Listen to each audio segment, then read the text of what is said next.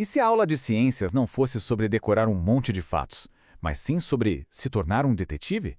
Pois é, hoje a gente vai explorar uma baita transformação no ensino, uma que troca a pura memorização pela emoção de fato desvendar mistérios. Vamos lá, tenta lembrar da sua época de escola. A aula de ciências era aquela lista de nomes, fórmulas, coisas para decorar para a prova? Ou era mais um convite para investigar, para descobrir as coisas? Então, é exatamente essa diferença que a gente vai investigar hoje. Bom, para a gente conseguir entender para onde o ensino está indo, a gente precisa primeiro dar uma olhadinha no passado. Vamos revisitar aquele modelo de aula de ciências que, olha, provavelmente marcou a vida escolar de muita gente. Sabe, era o que os pesquisadores hoje chamam de modelo de transmissão-recepção. Funciona assim: o professor transmitia as informações e os alunos, bom, eles eram receptores passivos. O trabalho deles era memorizar tudo para a prova. E era aquela coisa, né? Química num ano, física no outro, biologia no seguinte, tudo em caixinhas separadas, sem muita conexão uma com a outra. Olha, a mudança aqui é radical. É uma virada de chave mesmo. De um lado, a gente tinha o conhecimento sendo, depositado nos alunos. Agora, a ideia é que ele seja construído por eles. O professor sai daquele pedestal de fonte única do saber e vira um mediador, um guia. E o aluno? O aluno assume o papel de protagonista, vira um investigador ativo.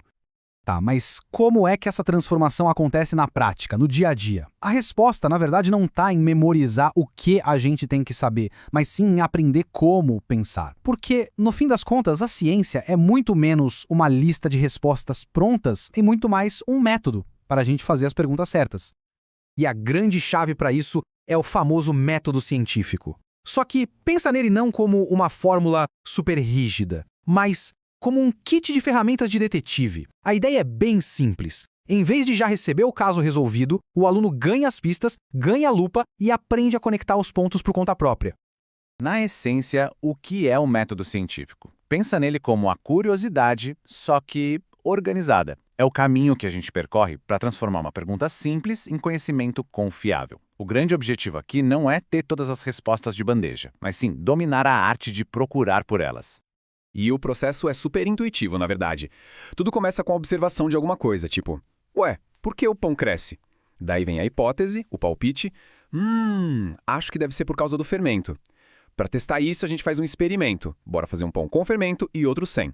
E no final, a gente analisa o que aconteceu e tira uma conclusão com base nos resultados. Simples assim. Ok, a teoria é ótima, super legal. Mas e na prática? Como é que isso se parece de verdade, lá na sala de aula?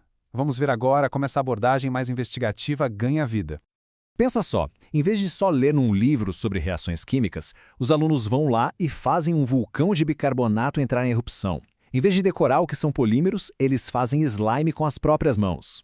Eles não só estudam sobre ecossistemas, eles constroem um dentro de uma garrafa. E dá até para usar essa lógica toda para investigar o que tem dentro de uma caixa misteriosa, usando só os sentidos. A aula vira uma aventura, né? E tudo isso leva a gente para uma pergunta que é fundamental. Toda essa atividade, essa mão na massa, essa energia toda na sala de aula, será que isso faz mesmo diferença no aprendizado? Tipo, em comparação com só sentar e assistir a uma demonstração? A nossa intuição diz que sim, claro que fazer é melhor. Mas a ciência, a ciência gosta de dados. E olha só, uma pesquisa foi lá e colocou essa questão à prova. E os resultados, eu já adianto, são bem surpreendentes.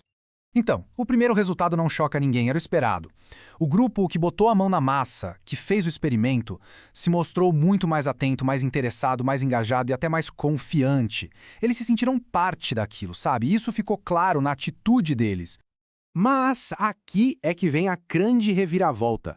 Quando os dois grupos fizeram uma prova sobre o conteúdo daquele experimento, as notas foram praticamente as mesmas. A diferença era estatisticamente insignificante. Então fica a pergunta, se as notas são iguais, qual é o real valor de botar a mão na massa? A resposta está naquilo que as provas tradicionais não conseguem medir, a prática ativa, o fazer. Não serve só para absorver fatos. Ela constrói outras competências, habilidades essenciais que vão muito, mas muito além do conteúdo da prova. E são habilidades que só ficar olhando, só observar, jamais conseguiria desenvolver. Então, que habilidades são essas, afinal?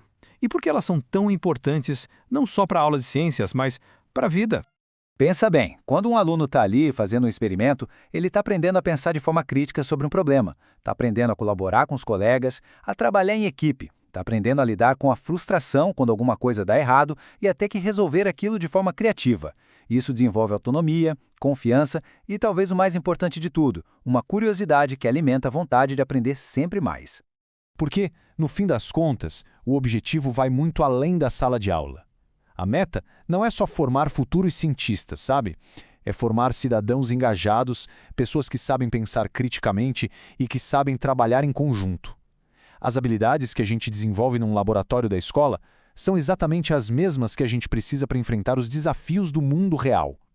E tudo isso nos deixa com uma reflexão final. A verdadeira revolução no ensino talvez não esteja tanto no que se ensina, mas em como se ensina. A questão que fica é exatamente essa. A gente está ensinando matérias para decorar ou estamos ensinando as pessoas a pensar, a formar mentes prontas para desvendar qualquer mistério que o futuro traga?